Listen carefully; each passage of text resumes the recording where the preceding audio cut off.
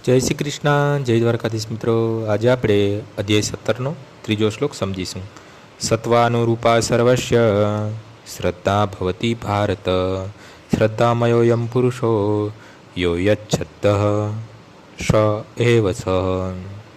હે ભરતપુત્ર, પ્રકૃતિના વિભિન્ન ગુણો હેઠળ મનુષ્યના અસ્તિત્વ પ્રમાણે તે એક વિશેષ પ્રકારની શ્રદ્ધા વિકસિત કરે છે.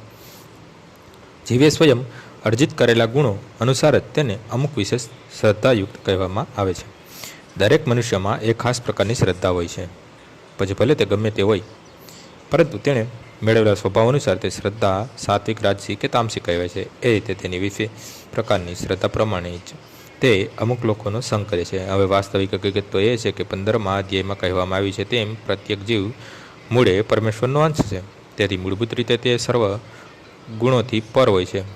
પરંતુ જીવ ત્યારે પૂર્ણ પુરુષોત્તમ પરમેશ્વર સાથેના પોતાના સંબંધને ભૂલી જાય છે અને બદ્ધ જીવનમાં ભૌતિક પ્રકૃતિના સંસર્ગમાં આવે છે. ત્યારે તે વિભિન્ન પ્રકારની પ્રકૃતિના સંગ દ્વારા પોતાની સ્થિતિ નિર્માણ કરે છે.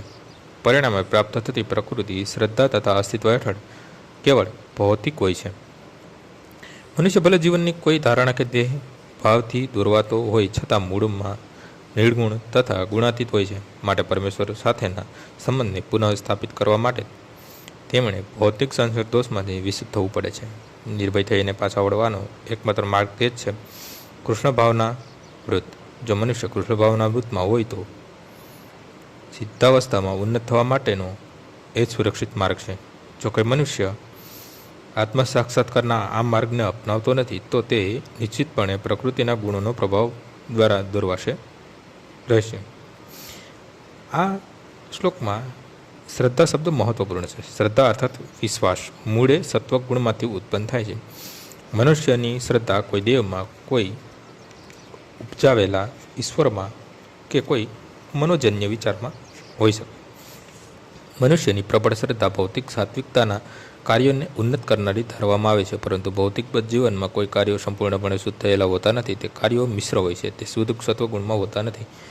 શુદ્ધ સત્વગુણ દિવ્ય હોય છે. શુદ્ધ સત્વમય થઈને મનુષ્ય પૂર્ણ પુરુષોત્તમ પરમેશ્વરના વાસ્તવિક સ્વભાવને સમજી શકે છે.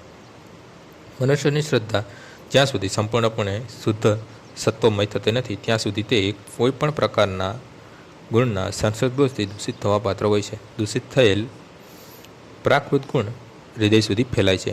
તેથી જે વિશિષ્ટ ગુણના સંપર્કમાં રહીને હૃદય જે સ્થિતિમાં હોય છે તે પ્રમાણે જ શ્રદ્ધા સ્થાપિત થઈ જાય છે. એટલું જાણવું જોઈએ કે મનુષ્યનું હૃદય સત્વગુણી હશે તો તેની શ્રદ્ધા પણ સાત્વિક હશે. જો તેનું હૃદય રજોગુણી હશે તો તેની શ્રદ્ધા પણ રજોગુણવાળી હશે, અને હૃદય તમોગુણમાં સ્થિત હશે તો તેની શ્રદ્ધા પણ તામસી જ હશે. એ રીતે આપણને આ જગતમાં વિવિધ પ્રકારની શ્રદ્ધાઓ જોવા મળી છે. વિભિન્ન પ્રકારની શ્રદ્ધાઓને અનુસરી વિભિન્ન પ્રકારના ધર્મ હોય છે. ધાર્મિક શ્રદ્ધાઓનો વાસ્તવિક સિદ્ધાંત સત્વગુણમાં સ્થિત હોય છે, પરંતુ હૃદય કલુષિત રહેલું હોવાથી વિવિધ પ્રકારના ધાર્મિક સિદ્ધાંત જોવા મળે છે. એ રીતે વિભિન્ન પ્રકારની શ્રદ્ધા અનુસાર પૂજાના પણ વિભિન્ન પ્રકાર હોય છે. આજનો શ્લોક અહીં પૂર્ણ થાય છે. આવતીકાલે ફરીથી સવારે 6 વાગ્યે મળીશું. જય શ્રી કૃષ્ણ.